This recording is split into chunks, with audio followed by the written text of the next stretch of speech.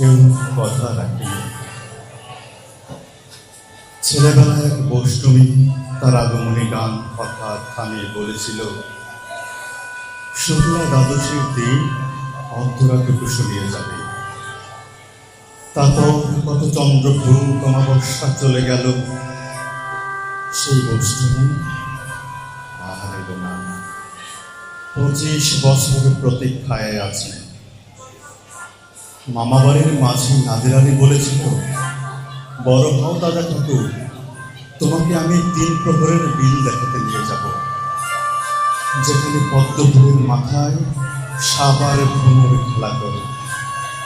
নাদির আলী, আমি আর কত বড় হব? আমার মাথায় ঘরের ছাদ ঘুরে আকাশ স্পর্শ করলে তারপর তুমি আমায় 3 প্রহরের বিল দেখাবে? একটাও রয়্যাল গুলি কিনতে পারেনি কখনো। লাঠি লজেন্স দেখে চুষেছে লস্কর বাহিনীর ছেলেরা। ভিখারির মতন চৌধুরীদের গেটে দাঁড়িয়ে দেখেছি ভুতরে রাস উৎসব। অবিরল রঙের ধারার মধ্যে সুবর্ণ কঙ্কন পড়া ফর্সা রমণীরা কত রকম আমোদ এসেছে। আমার দিকে ওরা ফিরেও যায়।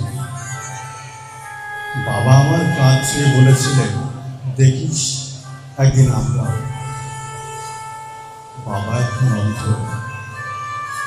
আমাদের দেখা হয়নি কিছু। সেই রয়্যাল গুলি, সেই লাঠি লজেন্স, সেই রাস উৎসব আমায় কেউ ফিরিয়ে দেবে না।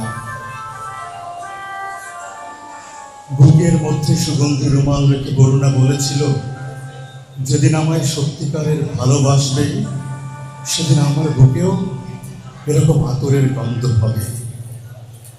ভালোবাসার জন্য আমি হাতের মুঠে প্রাণ নিয়েছি, দুরন্ত সারের চোখে বেঁধেছি লাল কাপড়, বিশ্ব সংসার তন্ন তন্ন করে খুঁজে এনেছি 108টা মেইল পত্র।